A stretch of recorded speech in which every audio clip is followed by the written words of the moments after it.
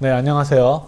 고려신학대학원에서 교회사를 가르치고 있는 이성호 교수라고 합니다. 한 2주 전에 여기 영동교회 와서 직분론에 대해서 강의를 한 것 같은데, 이제 담임 목사님께서 또 초청을 해주셔서 조금 더 많이 들었으면 좋겠다 해서 초청을 받았습니다. 그때는 좀 시간이 짧아서 너무 많은 것을 압축해서 하다 보니까 좀 전달하는데 좀 어려움이 있다고 생각하는데, 이제 좀 시간을 좀 여유를 두고 차근차근 오늘 성경이 말하는 직분론에 대해서 좀 생각을 해보려고 합니다.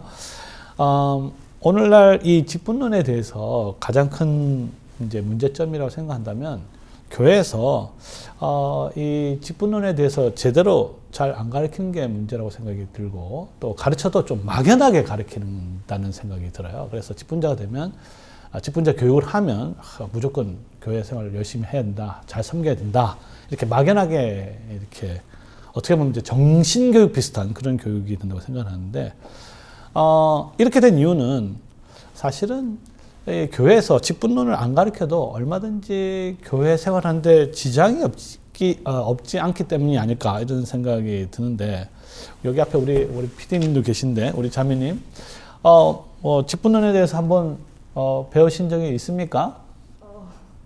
사실 저는 네. 지금 처음 듣는 얘기라서. 처음 듣는 얘기예요? 용어 자체가 저는 처음. 용어 자체가 처음이에요? 이야, 어쨌든 오늘날 대부분이 나이 드신 분들은 직분에 대해서 배웠을지 모르겠지만, 특히 젊은 세대들로 갈수록 이 직분에 대한 교육이 굉장히 또 부실하게, 심지어는 전혀, 저도 오늘 자매님 보고 굉장히 놀랐는데, 이 상황이 이렇습니다. 자, 그럼 왜 이랬을까라고 생각했을 때, 제가 보기에는 여러 가지로 정리를 할 수 있는데, 하나는 뭐 이런 것 같아요. 나 혼자만 뭐 예수 잘 믿으면 된다, 뭐 이런 생각들. 이제 그런데 나 혼자만 예수를 잘 믿을 수가 없죠. 기본적으로 예수를 잘 믿는다는 것은 예수를 잘 믿고 나서 주님의 뜻에 순종하는 것이고, 그 뜻 중에 하나는 교회를 잘 세우는 게 있는데, 이 교회를 잘 세우는 것은 직분을 통해서 이루어지기 때문에 직분을 잘 가르치지 않으면 교회를 잘 세울 수가 없는 거죠. 또 하나는 직분자가 될 생각이 없는 사람들 거의 대부분이에요, 요즘에. 그래서 나는 뭐 직분자 될 생각이 없으니까 직분은 안 배워도 된다, 뭐 이런 식의 생각이 많이 있는 것 같습니다. 어떻게 보면 이제 참 겸손하다, 이렇게 생각을 할 수도 있지만, 또 교회를 세우는 관점에서 보면 굉장히 이제 무책임하다고 볼 수 있는 거죠. 더 나아가서 디모데전서 3장 1절에서 보면 선한 일, 여기서 선한 일은 이제 감독의 직분인데, 감독의 직분을 사모해야 된다, 이렇게 되어 있습니다. 그래서 직분은 선한 일, 착한 일, 좋은 일, 그리고 그 좋은 일은 이제 사모해야 된다는 명시적인 성경의 가르침이 있음에도 불구하고, 여기에 대해서 관심이 없다는 것은 선한 일에 관심이 없다는 거하고 똑같은 거죠. 그래서 우리가 선한 일을 했을 때 남 도와주고 뭐 이런 것만 생각할 것이 아니라, 성경에서 말한 이 선한 일을 잘 기억할 필요가 있다고 생각을 하게 됩니다. 어쨌든 이와 같은 부실한 교육, 또 직분의 또 선한 일에 대한 무관심의 결과는 뭐냐 하면은, 거의 자격이 없고 자질이 안 되는, 그러나 자리를 탐하는 사람들이 그 중요한 직분에 차지한단 말이에요. 직분을 차지하는 것이죠. 사실 이것은 결국 이제 직분에 대해서 무관심한 교회 전체의 책임이라고 볼 수 있습니다. 하나 이제 비교를 해보면, 이제 로마 카톨릭 같은 경우에는 우리 직분에 대해서 배울 필요는 없어요. 왜냐하면 로마 카톨릭은 기본적으로 직분을 지명을 합니다. 위에서 고위 성직자들이 그냥 지명하면 끝이에요. 그러니까 평신도들은 배우나 안 배우나 아무 상관이 없는 거죠. 그런데 개신교 전체는 기본적으로 이제 선거라는 이 방식을 통해서 직분자를 세운단 말이에요. 그러면 직분자를 세우는 최종적인 책임은 사실은 성도들에게 있다고 볼 수 있습니다. 그러면 성도들이 제대로 교육을 받지 못하면, 직분에 대한 이해가 없으면 그냥 자기 소견에 옳은 대로 생각을 하게 되고, 또는 심지어 무관심하게 되고, 교육을 받지 못하면 엉뚱한 사람들이 그 자리를 차지하게 되고, 그래서 교회가 굉장히 이제 어려워지게 되는 거죠. 근데 특별히 교회가 분란이나 갈등이 있을 때 그런 경우가 생기는 경우가 많습니다. 자, 그래서 직분을 제대로 가르치지 않은 결과 대부분의 성도들이 뭐 아예 모른다든지, 아니면 이제 자기 속에는 옳은 대로 이제 생각을 하는 거예요. 또 자기 경험에 따라서 직분을 생각을 하는데, 제가 보기에는 거의 대부분의 성도들이 그냥 회사의 어떤 개념, 회사의 직원이란 개념으로 직원들을 좀 어프로치, 접근하는 것 같아요. 그러면 이제 목사는 뭐 사장 되는 것이고, 장로들은 약간 뭐 중견 간부, 그 다음에 이제 집사들은 또 그 밑에 있는 간부들, 그리고 나머지 이제 성도들은 이제 회사원. 이런 식의 이제 막연한 직분에 대한 이해가 돼 있는데, 사실은 이제 이런 식으로 교회가 운영이 되면 결국 말은 이름은 교회라고 붙었지만 실제로는 회사라고 볼 수 있는 거죠. 그래서 예를 들어서 좋은 장로가 어떤 사람이 좋은 장로냐, 또 우리 어떤 사람이 좋은 목사냐, 어떤 사람이 정말 좋은 집사냐 했을 때 사람들 다 기준이 달라요. 이 기준이 다르면 직분자를 세울 때 굉장히 이제 어렵게 되는 것이죠. 우리 형제님 계시는데 뭐 좋은 목사님이 어떤 분이 좋은 목사님이라고 생각하십니까? 졸린 목사님. 네? 설교가 졸리지 않은 목사님. 설교가 졸리지 않는 목사님. 네, 아주 좋은 지적이라고 생각합니다. 그러니까 근데 설교를 재밌게 한다고 좋은 목사가 될 수 있을까요? 그건 또 아닙니다. 그것도 아닌 것 같죠. 네, 그래서 어쨌든 우리 형제님은 그래도 기준이 하나 있어요.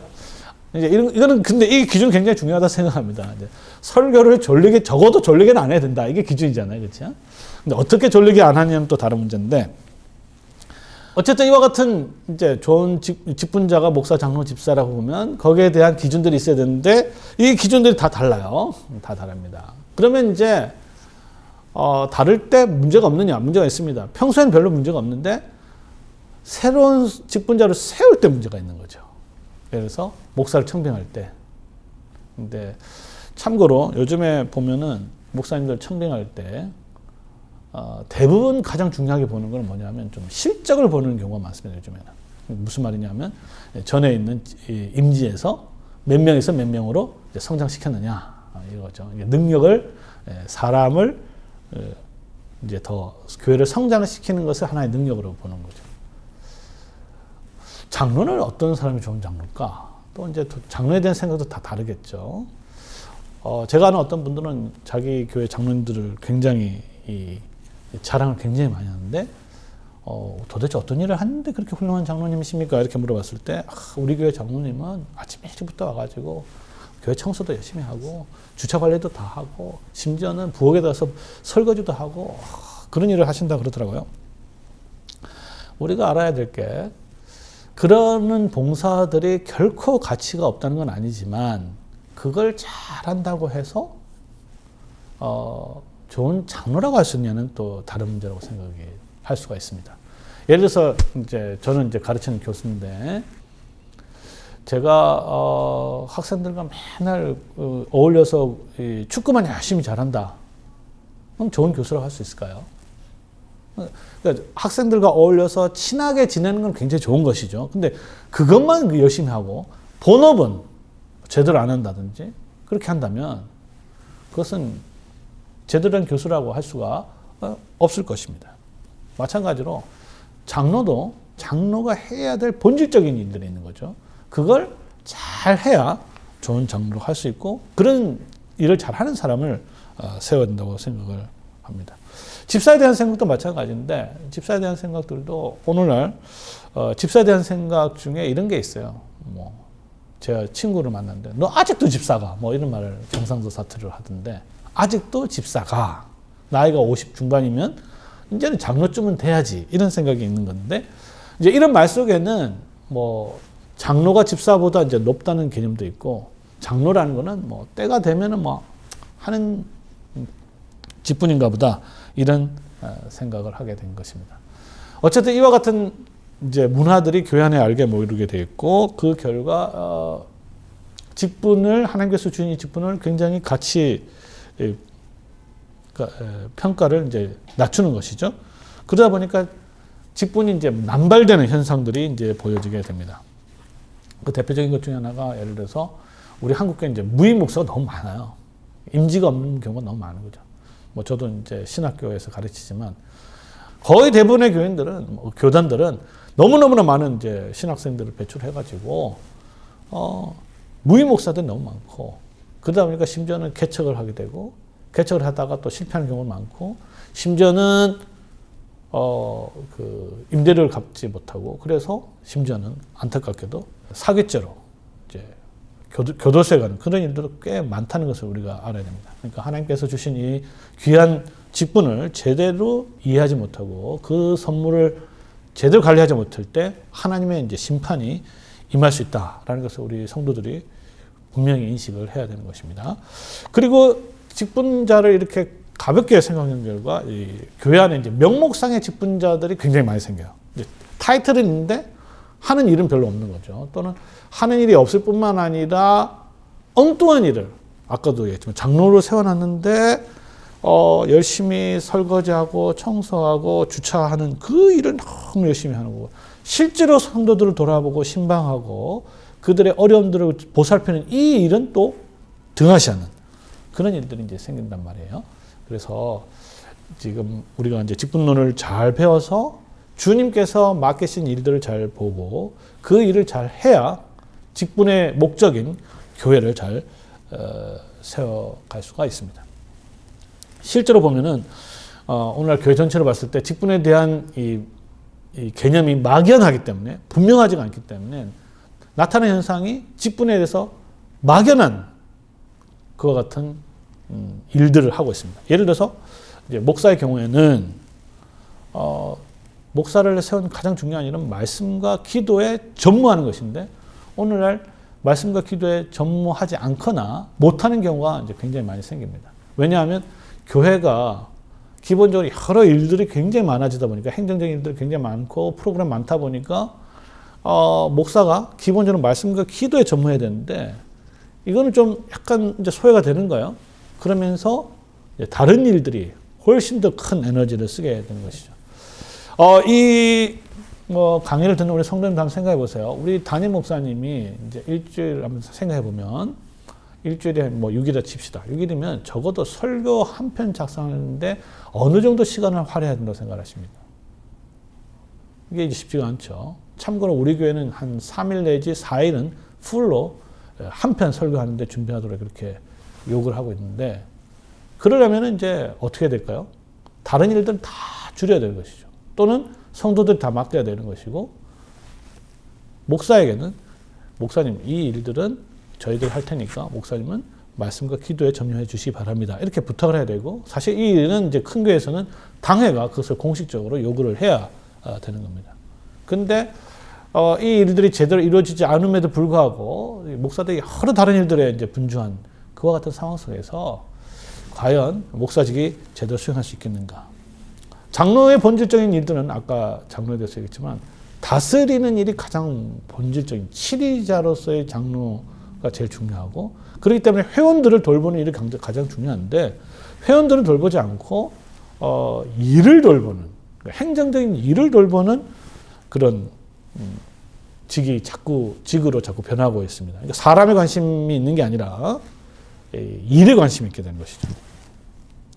집사들도 마찬가지입니다. 집사들도 기본적으로 집사들 해야 될 가장 중요한 일은 이제 헌금, 연보를 거두어서 필요한 곳에 지출한 일들을 해야 되는 것인데 이런 일들은 이제 좀 등한히 하면서 다른 일을 자꾸 일에 힘쓰는 것을 보게 됩니다. 그러니까 집사의 가장 중요한 관심은 가난한 자들의 교회 안에서 가난한 자들에 대해서 관심이 없다. 영동교는 모르겠습니다. 강남에 있으니까 다 부자인지 모르겠지만 부자도 다 그렇죠. 상대적인 개념 아니겠어요? 이쪽에서도 가난한 사람이 있을 수 있습니다. 또 가난이라는 개념이 반드시 물질적인 개념이 아니거든요. 그러니까 교회 안에서 여러 가지 인간관계, 사업 이런 것으로 통해서 고통당하는 사람들 보면서 그들을 위로하고 살피고 특히 이제 병자들, 환자들, 나이 드신 분들, 과부들 이런 분들을 살피는 게 사실은 집사들이 해야 되는데 역시 이 일은 좀 제껴놓고 또 교회 일, 행사에 또 열심히 하는 경우를 볼 수 있습니다. 결국 모든 것을 종합해 보면 직분자들은 성도, 사람, 영혼들을 돌보는 게 핵심인데 이것이 오늘날 많이 왜곡된 것을 보게 됩니다. 그러다 보니까 직분자들이 열심히 하긴 해요. 그러나 이런 거죠. 위에서 시킨 일을 열심히 하는 거죠. 근데 직분자의 가장 기본적인 개념은 주의 종이란 말이에요. 종은 주님께서 맡긴 일을 해야 주님의 종이 되는 겁니다. 그러니까 위에서 시킨 일, 또 교회 일, 또 어떤 경우에는 직분자가 됐을 때 자기 스스로 이게 자기 하나님께서 주신 사명이라 생각하면서 열심히 하는 경우가 많은데 그런 것들 한번 생각해 봐야 되는 거죠. 과연 내가 주님의 종인가? 그러면 주님께서 맡기신 일이 확실한가? 그러면 그 일을 내가 잘하고 있는가를 봐야 됩니다. 마지막으로 이제 이와 같이 직분론이 제대로 가르치지 않은 결과는 이 직분이 오늘날 교회를 세우기보다는 이제 갈등의 온상이 된 경우가 많습니다. 참고로 이제 소위 말하는 목사와 장로의 갈등은요, 위험 수위를 넘은 지가 꽤 오래돼요. 제가 여러 군데 교회를 다녀보면서 그것을 경험하고 있습니다. 장로님들 중에서 자기 교회 목사님들 정말 훌륭하다고 하는 사람 거의 못 보고요. 목사님들끼리 모이면 전부 다 모여서 장로 때문에 어렵다는 그런 일들을 많이 하고 있습니다. 목사와 장로는 기본적으로 동력 또는 공력의 핵심인데 공력을 할 줄을 모르는지 아니면 서로에 대한 책임 전가를 하면서 서로를 비난하고 있는 모습을 보게 되고 이것이 소위 말해서 직분자들의 이 에너지, 역량들을 갉아먹으면서 실제로 교인들을 돌아보지 못하기 때문에 교회가 굉장히 어려움을 당하고 있는 것을 굉장히 많이 보게 되고요. 최근에는 장로와 안수 집사들의 갈등도 꽤 커지고 있습니다. 특별히 여기서 안수 집사는 장로가 되지 못한 안수 집사들을 이야기하는데 이분들은 어떤 안건만 생기면 이 장로들을 공격하는 것을 보게 됩니다. 이런 갈등들이 계속 생기는 이유는 직분의 본질인 주님의 종이라는 개념이 사실은 약화되면서 세상적인 관직의 개념이 들어왔다 이렇게 볼 수가 있는 것이죠. 자, 그래서 이 모든 것은 교회를 운영한다. 이 교회 정치라고 할 수 있는데 이 교회 운영 또는 교회 정치가 이름은 교회라는 말을 썼지만 실제로는 본질적으로는 교회가 시민단체 또는 동호회, 회사와 다를 바가 없게 됐다는 것을 말합니다. 이와 같은 교회 운영이 교회처럼 돼야 진정한 의미에서 교회가 될 수 있는 것인데 참고로 제가 이제 이런 책을 하나 썼습니다. 직분을 알면 교회가 보인다는데 그 교회가 정말 제대로 된 교회냐 아니냐는 직분자가 어떻게 교회를 갖다 이끌고 있는지를 보면 교회가 보이는 것이죠. 사실은 교회는 보이지 않는 영적 실체잖아요. 안 보이는 겁니다. 그러나 그 안 보이는 실체인 교회가 정말로 제대로 된 교회인지 아닌지는 이 직분자를 통해 의 봉사를 통해서 알 수 있는 것이죠. 자, 오늘날 직분론의 앞으로 다가올 미래를 좀 생각을 하면요. 제가 보기에는 이제 여러 가지 위기가 있는데 그 중에 하나는 이제 고령화로 저는 생각을 합니다. 이제 이전에는 이제 나이 드신 분들은 이제 직분자가 되기 위해서 참 노력들을 많이 하고 참 열심히 봉사도 하고 막 그렇게 됐는데 요즘에는 이제 오히려 이제 고령화가 진행되다 보니까 장로가 되는 나이도 꽤 높아져요. 그래서 요즘에는 원로 장로를 보기가 굉장히 어렵습니다. 이게 이제 20년 넘어야 되잖아요. 20년 봉사하기가 어려운 거죠. 왜냐하면 적어도 50대 후반이 좀 돼야 또 60 가까이 돼야 이 장로를 선출되니까 장로의 연령 나이가 굉장히 높아집니다. 실제로 이제 우리 교단 헌법에 보면 이제 제가 예전 헌법에는 35살 이상이 되면 장로 자격이 있었습니다. 근데 요즘에는 40살로 올렸어요. 누가 올렸는지 저도 잘 모르지만 제가 이제 여기에 대해서 한번 다 질문했는데 왜 올렸는지에 대해서 이걸 아는 사람이 별로 없더라고요. 근데 어쨌든 올렸습니다. 그러니까 장로의 나이가 35살에서 자격이 40살로 올렸는데 실제로 그러면 40살에 장로 될 수 있는 경우는 거의 없죠.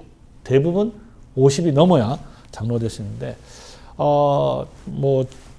제가 하나 제안을 드리면 우리 영동교회 같은 교회 규모가 큰 교회들은 적어도 40대 장로들을 적어도 한 10%, 5% 내지 10%를 계속 저는 세워야 앞으로 교회에 미래가 있다고 생각을 하는데 한 예를 들면 이겁니다. 자, 교회 미래를 생각하면 주일학교 굉장히 중요하죠. 근데 장로의 나이가 50대 중반 넘어가 버리면 60 넘어가 버리면 주일학교에 관심을 쓸 수가 없어요. 왜냐하면 다 키웠고 10장가까지 다 보냈기 때문에 장로들 중에서 적어도 주일학교 아이들을 자녀를 둔 사람이 장로가 돼 있어야 주일학교에 관심이 있게 되는 것입니다.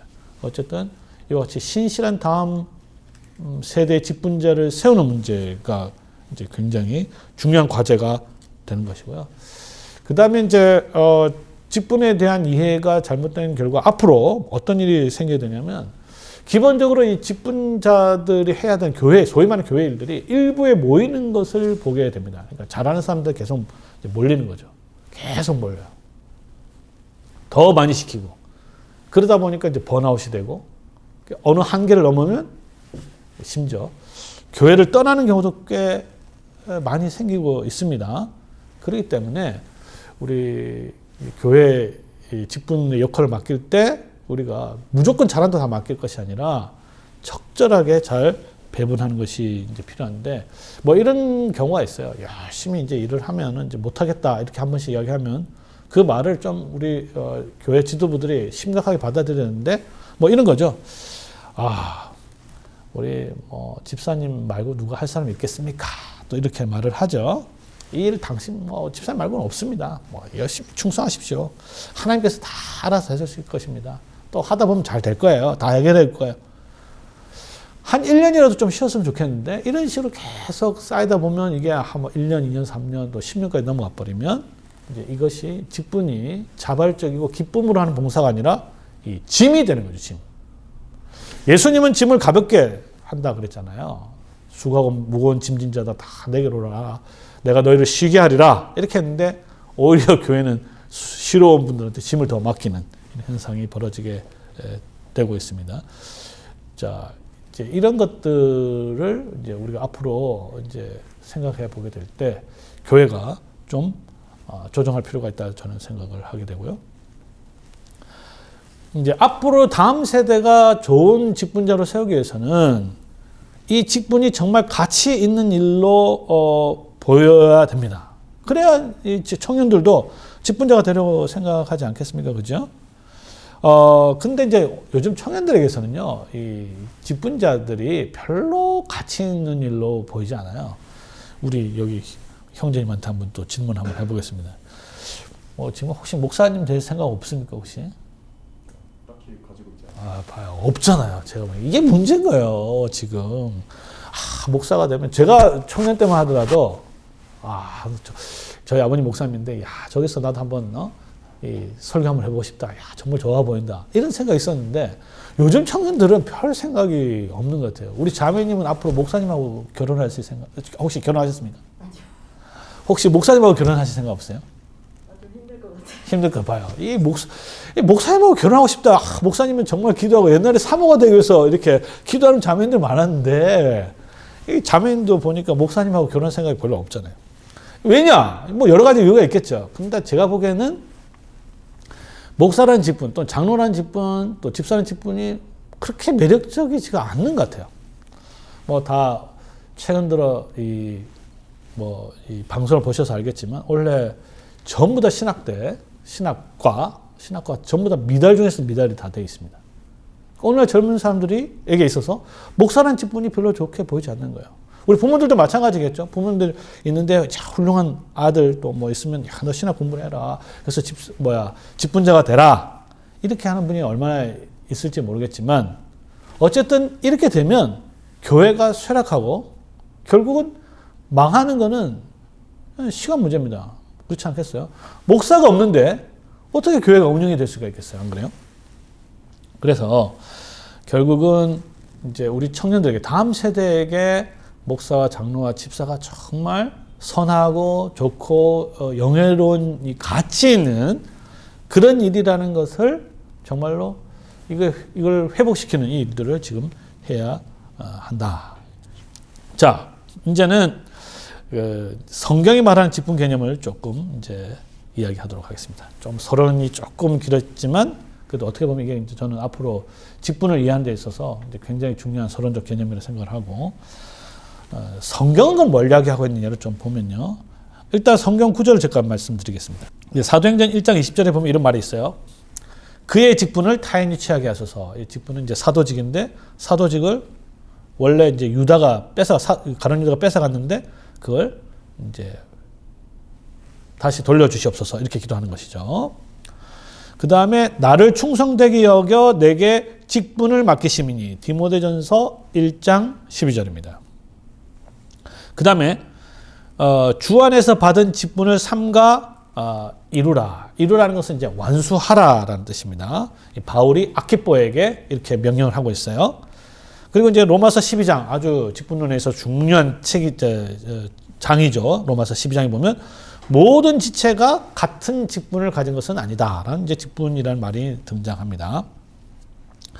또 성경 원문에는 이 독립된 직분이라는 단어가 사용되지 않았지만 뜻을 분명히 하기 위해서 이제 직분이라는 단어가 이제 첨가된 경우도 있어요. 예를 들면 로마서 1장 5절에 보면 사도의 직분이라는 말이 되는데 원래 헬라 원문에 보면 이제 직분이라는 말은 없습니다. 이게 이제 사도됨 이런 뜻이에요. 사도됨 또는 로마서 15장에 보면 제사장의 직분이란 말도 나오는데 이것도 제사장의 직분이란 말은 원래 없고 제사장됨 또는 제사장적인 것 이런 뜻입니다. 자, 근데 이제 이게 한국어로 번역을 하면 이제 굉장히 어색해지니까 단어를 하나 더 첨가한 거죠. 그래서 사도의 직분, 제사장의 직분, 이제 직분이란 말을 넣어서 의미를 명확하게 한 것인데 핵심은 뭐냐 하면요.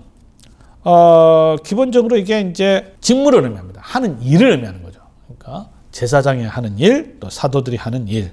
그리고 이 여기에 해당하는 이제 헬라어 단어는 디아코니아라는 말씀입니다. 디아코니아. 이거는 섬김의 일이에요. 이 섬김의 일 중에서 대표적인 섬김의 일은 뭐냐면 이제 사도행전 6장에 나오는데 식탁 봉사가 되겠습니다.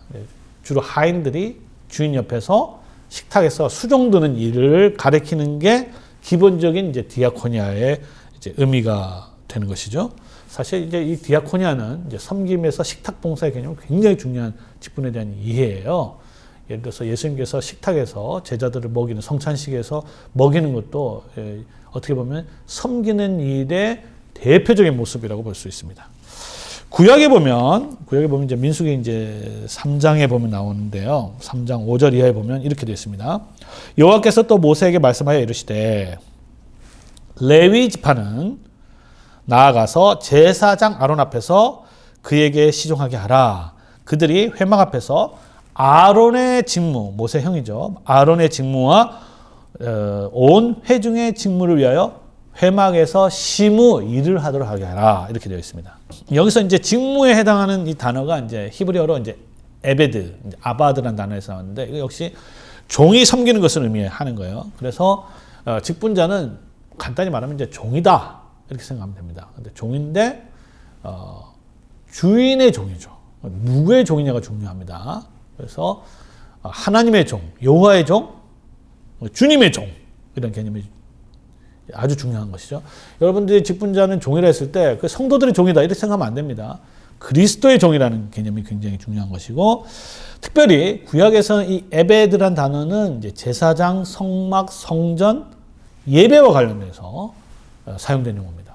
그래서 직분자는 가장 기본적으로 예배 시간에 봉사하는 것이라고 생각하면 돼요. 이제 이게 여기 이 점에 있어서 우리가 직분하고 예배의 관계가 굉장히 중요합니다. 근데 오늘날 직분에 대한 이해가 약화되면서 생기는 현상이 뭐냐면 직분과 예배가 분리된 현상이 나타나요. 그래서 사실 이제 목사를 제외하고는 대부분의 직분자들은 예배 시간에 봉사를 하지 않습니다. 그러니까 참고로 여기 대해서는 제가 또 책을 하나 썼는데요. 또 예배를 알면 교회가 보인다는 책, 쌍둥이 책을 제가 썼습니다. 그래서 예배와 직분과의 관계가 얼마나 중요한지는 이제 이 책을 보면 좀 알 수가 있는데, 그래서 직분자들은 기본적으로 예배 속에서 성도들을 섬겨야 되는 것이에요. 이제 그러기 위해서 이제 예배가 또 회복이 돼야 되는데, 성찬식의 회복, 또 세례식의 회복이 중요한 이유가 여기 있습니다. 또 봉헌의 회복도 중요하고요. 이제 이런 것들이 목사, 장로, 집사들이 예배 속에서, 예배 현장 속에서 성도들을 실질적으로 섬겨야 그게 예배자로서 성도들을 섬기는 주님의 종이다. 이렇게 생각을 할 수 있습니다. 자, 근데 이제 디아코니아라는 단어, 섬기는 일, 직분의 개념인데 이 개념을 우리가 좀 알아야 될 게 뭐냐면요. 어떤 경우에는 이 단어가 모든 신자들에게 적용되는 경우가 있고 또 어떤 경우에는 특정한 직분에게만 사용되는 경우가 있습니다. 그러니까 구분할 필요가 있죠. 예를 들어서 우리 모든 성도들은요, 사실은 그리스도인이라는 직분을 다 가지고 있습니다. 여기서 이제 우리가 단어를 좀 구분할 필요가 있는데, 이제 신자란 말을 쓰고 또는 성도란 말도 있죠. 그리고 교인이란 말도 있고 그리스도인이란 말도 있습니다. 다 비슷비슷한 말 같지만, 참고로 로마 카톨릭 같은 경우는 신자와 성도는 이제 전혀 다른 개념이에요. 거기 이제 성도를 성인이라고 번역을 하거든요. 그러나 우리는 예수 그리스도를 입으로 고백하면 결국 이제 세례를 받으면 거룩한 자, 성도가 되는 것입니다. 그러니까 신자는 입술의 고백과 관련되어 있는 것이고, 성도는 그 성도의 신분과 관련된 거죠. 상태와 관련된 개념입니다. 교인은 교회 정치적인 직분론적인 개념이 되는 것이죠. 그래서 모든 신자를 해서 어떤 교회 교인은 아니잖아요. 그래서 교회는 어떤 교회 법적인 개념이고, 근데 그 중에서 그리스도인이라는 것은 기본적으로 직분론적 개념입니다. 왜냐하면 그리스도가 직분이거든요. 그리고 그리스도인도 직분입니다. 그리스도는 이제 히브리어로는 이제 메시아라는 뜻이고, 메시아는 기름 부음을 받은 것이죠. 기름 부음을 받았다는 것은 어떤 일을 위해서 임직이 됐다는 뜻이란 말이에요. 그러면 이제 그리스도는 도대체 뭐 하는 일이냐 했을 때 세 가지죠. 하나는 왕, 제사장, 선지자입니다. 그러면 그리스도인도 마찬가지로 왕, 제사장, 선지자인데 이제 구분할 필요가 있는 거죠. 그리스도는 이제 완전히 원형으로서의 그리스도의 직분을 가지고 있는 것이고 세 가지 직분을 다 행하는 것이지만, 우리는 그리스도와 연합되어서 그리스도가 하는 일인 왕, 제사장, 선지자 일을 하게 되는 것인데, 여기에 대해서 이제 하이델베르크 요리문답이 아주 잘 정리를 했어요. 한번 제가 읽어드리면 이렇게 됐습니다. 왜 우리가 그리스도인이라 불리느냐? 우리 성도님들 다 그리스도인이라는 의식이 있는지 모르겠는데, 모든 신자는 그리스도인이 되는 겁니다. 그 이유는 내가 믿음으로 그리스도의 지체가 되었다. 여러분들이 그리스도의 지체가 되었다는 말을 잘 이해를 했는데, 그리스도의 지체가 되었다는 것은 그리스도와 하나가 되었고, 그렇다면 하나가 되었기 때문에 그리스도께서 하시는 일을 하는 거예요. 그리고 그가 기름 부음을 받았기 때문에 하나가 되면 그의 기름 부음에도 참여하게 됩니다. 그래서 그의 기름 부음에 참여한다. 그 결과 나는 선지자로서 그 이름의 증인이 되고, 제사장으로서 감사의 산 제물을 드리고, 왕으로서 이 세상에 사는 동안 선한 양심을 가지고 죄와 마귀와 대해서 싸우고, 그 다음에 영원토록 모든 피조물을 다스릴 것이다. 자, 이 중에서 이제 우리 장로교에서 중요한 거는 뭐냐면요. 사실 이제 루터파와 좀 대비가 되는데, 루터파는 이제 만인 제사장 이야기를 많이 해요. 만인 제사장. 만인 제사장이라는 것은 모든 신자들은 제사장이라는 뜻이죠. 근데 이제 우리는 더 나아가서 모든 신자는 제사장일 뿐만 아니라 모든 직분자들은 선지자이기도 하고, 또 모든 성도들은 다 왕이기도 하다. 만인 제사장, 만인 왕, 만인 선지자다. 자, 그런데 여기서 이제 조심할 게 있어요. 이제 만인 제사장이니까 여기에 근거를 해서 만인 목사설로 발전한 경우도 꽤 많이 있습니다. 그러니까 종교개혁 정신이 만인 제사장인데, 그렇다면 모두가 다 목사처럼 설교도 할 수 있고 뭐 교회 일도 할 수 있고 다스리는 일도 다 할 수 있는 것이 아니냐라고 했을 때, 우리 모든 신자들이 선지자이지만 공적으로 설교할 수 있는 것은 목사만 하는 일이죠.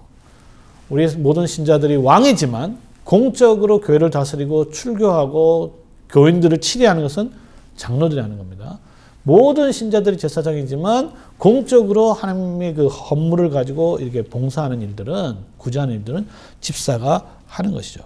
이 점에 있어서 우리 장로교회는 모든 성도들이 가지고 있는 만인 제사장 교리를 받아들임과 동시에, 그럼에도 불구하고 목사직과 장로직과 직분자의 그 직분의 중요성을 결코 약화시키지 않았습니다. 이게 굉장히 중요해요.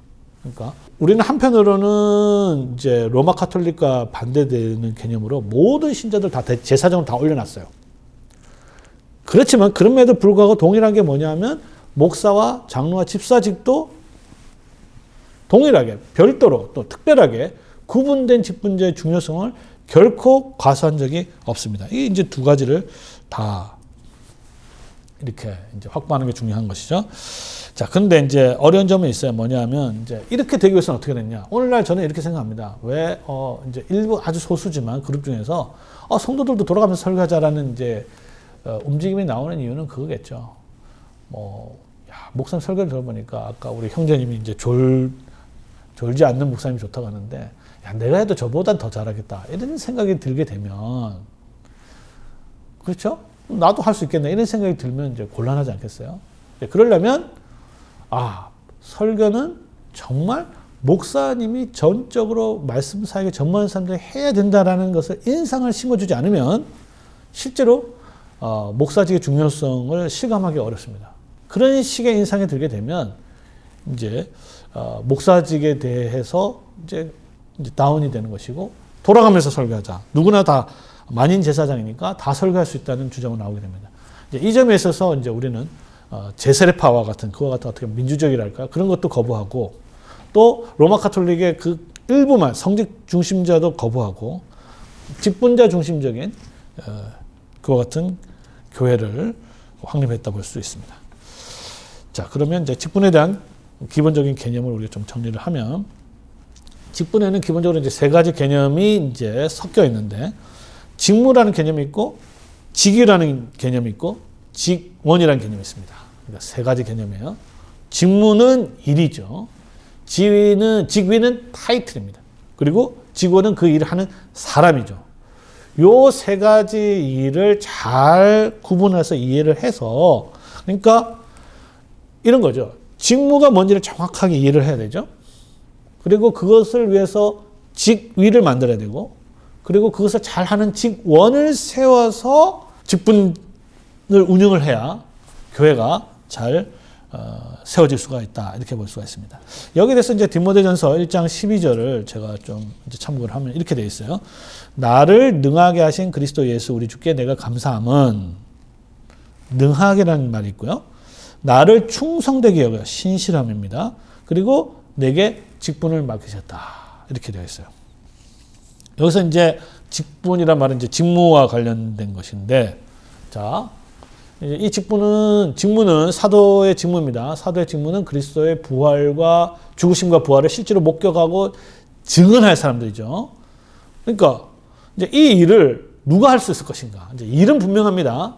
직무가 뭐냐? 직무는 뭐냐면 그리스도의 죽으심과 부활을 증언할 사람이에요. 저는 그걸 할 수 없죠. 왜냐하면 저는 본 적이 없잖아요. 저는 이제 성경을 가지고 가르치기 때문에 목사의 직분을 할 수 있지만 사도직을 할 수가 없어요. 왜? 저는 예수 그리스도의 죽음을 본 적도 없고 부활을 본 적도 없습니다.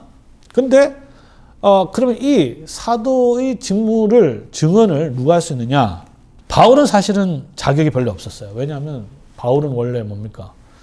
교회를 멸하고 교회를 박해하는, 거기 제일 앞장섰던 사람이기 때문에 할 자격이 전혀 없었어요. 왜 그러면 바울이 자격이 전혀 없는 그 사람이 이 일을 했느냐? 그걸 보면 그리스도께서 나에게 맡기셨다. 주님께서 나에게 맡기셨기 때문에 그 일을 하게 되는 것이죠. 자, 그래서 이제 직분은 기본적으로 주님께서 맡겼기 때문에 그 일을 하게 되는 겁니다. 이게 이제 세상의 관직과는 또 다른 점이죠. 그런데 이 직무, 직위 또 직원의 관계에 있어서 사실은 그래서 가장 중요한 개념은 이제 직무가 되겠습니다. 그래서 우리 직분론을 이해하면서 이제 직무가 중심이 된다. 이걸 절대 놓치면 안 되는 것이죠. 그래서 철저하게 직무 중심적인 성경이 말하는 그 직무 정확하게 이해하고 그 직무를 중심으로 해서 직분을 이해하는 것이 중요합니다. 그리고 이 직무를 위해서 직위가 필요한 것이고, 직위가 세워졌기 때문에 거기에 해당하는 직원을 세우는 것입니다. 직원이라는 말을 쓰니까 조금 우리 성도님들이 생소하기가 쉬운데, 우리 교회법적인 단어로는 이제 직원이라는 말을 씁니다. 우리가 보통 이제 직분자라는 말을 쓰기도 하고, 요즘에는 섬기는 이들 이런 말을 아주 애매모호한 말을 쓰는데 별로 좋지 않다고 저는 생각합니다. 그래서 직원, 적어도 교회 주부 앞에서는 직원이라는 말을 쓰고, 그 직원은 이제 목사, 장로, 집사.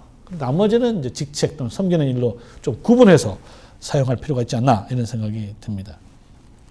그래서 직무 중심적인 직분론을 이제 회복하자라는 것이 제가 말하고 싶은 말이고요.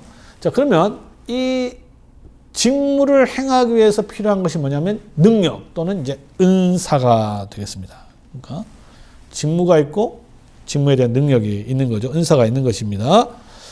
예를 들어서 이제 목사가 하는 일이 이제 설교입니다. 설교는 기본적으로 말로 하는 것이죠. 자, 그런데 목사가 해야 되는 일이 설교인데 만약 그 일을 할 수가 없다. 뭐 예를 들어서 언어 장애가 있다고 칩시다. 그러면 그분이 아무리 인격이 좋고 믿음이 좋고 여러 가지 일을 잘한다 하더라도 목사의 본질적인 일을 할 수가 없는 것이죠.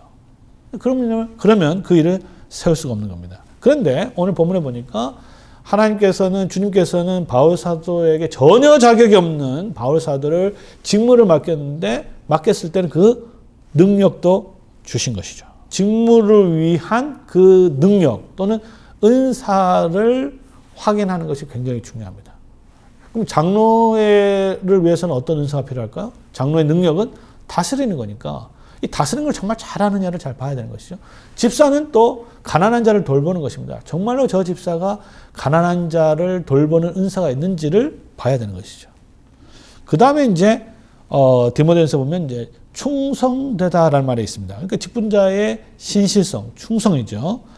그래서 주님께서 능력을 받아서 직분을 받은 자들에게 필요한 자질은 뭐냐면 신실함입니다. 충성입니다. 이 충성은 사람에 대한 충성이 아니죠. 주님께서 맡기신 일에 대한 충성입니다. 달란트 비유가 대표적인 예잖아요. 그러니까 달란트를 주셨으면 그 달란트에 주님께서 맡기신 일에 집중을 해야 되고 충성되이 행해야 하는 것입니다.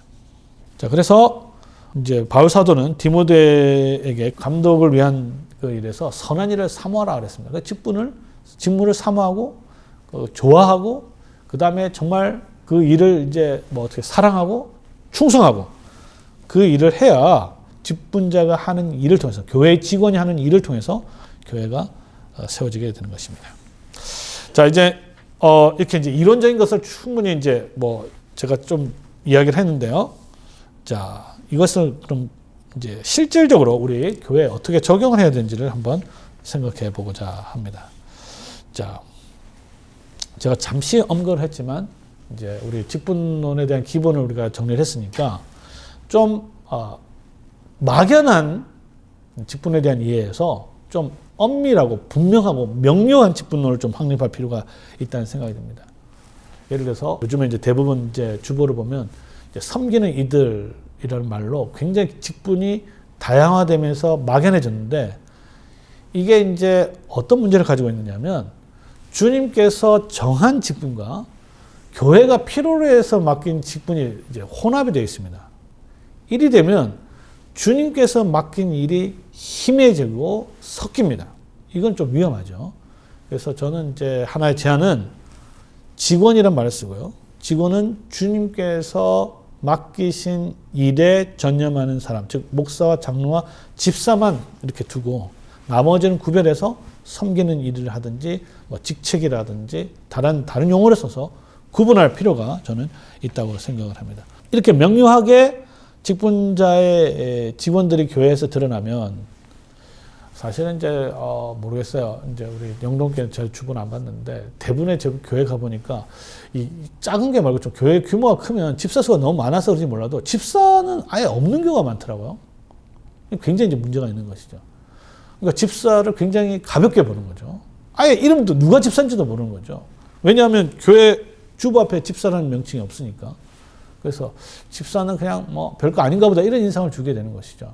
집사들도 내가 그리스도의 종이라는 생각이 별로 없는 거죠. 그리고 성도들도 그렇게 인식을 하고 있지 않습니다. 자, 그래서 교회 직원들을 좀 더 명료하게 그리스도의 종으로서 그리스도께서 맡기신 일에 전무하도록 하는 그러한 문화를 만들어 가도록 할 필요가 있습니다. 그리고 이와 같은 직무 중심적 직분론을 확립하게 되면 명예 직분이 교회 안에 드는 것, 또 명목상의 직분이 들어오는 것은 굉장히 조심해야 됩니다. 명예 직분은 우리 이제 고신 교회에서는요, 불법이라고 아예 헌법에 못 박혔기 때문에 그 자체가 무효입니다. 그러니까 명예 권사, 명예 장로, 뭐 명예 목사인지 모르겠지만 직분이 명예직이 되는 것은 굉장히 불법 그 자체고요. 그리고 명예 직분은 아니지만 명목상의 직분도 있어요. 아까 명예 직분은 아예 이름 자체가 명예 집사라면 교회 안에 직분자를 세웠지만 실제로는 일을 하지 않는 그와 같은 직분들이 많이 생겨나는데 이런 것들은 교회가 좀 조심해야 될 게 아까 제가 말씀드렸지만 직분자를 너무 많이 양산하는 것은 저는 문제가 있다고 봅니다. 그래서 직무에 필요한 만큼 세우는 문화가 정착이 된다. 그래서 직분자를 세울 때 과연 우리 교회는 직무를 봤을 때 장로의 직무는 얼마만큼 필요한지 집사의 직무는 얼마만큼 필요한지 그 직무에 맞게끔 숫자를 정하고 그래야 그 직분자가 귀하게 여김을 받게 되고 그리고 그 직위에 임명한 사람들은 그 일에 충성하는 그와 같은 문화가 또 정착이 되면 좋겠습니다. 오늘날 보통 보면 작년 우리 통계도 보면 교인들은 줄었는데 목사 장로 수는 직분자 수는 늘어나는 거죠. 이게 굉장히 비정상적인 일이 벌어지고 있습니다. 그래서 필요한 만큼의 직원들을 세우는 것이 중요합니다. 자, 그 다음에 집사도 마찬가지고요.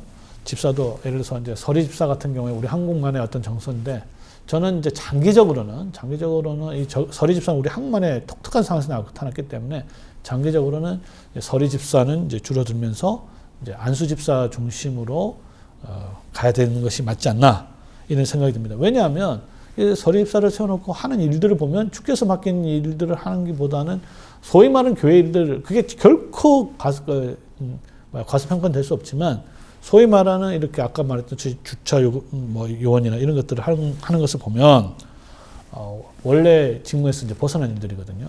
그래서 주님께서 맡기신 일을 중심으로 해서 교회가 세워지는 이제 그러한 문화가 정착이 되면 좋겠습니다.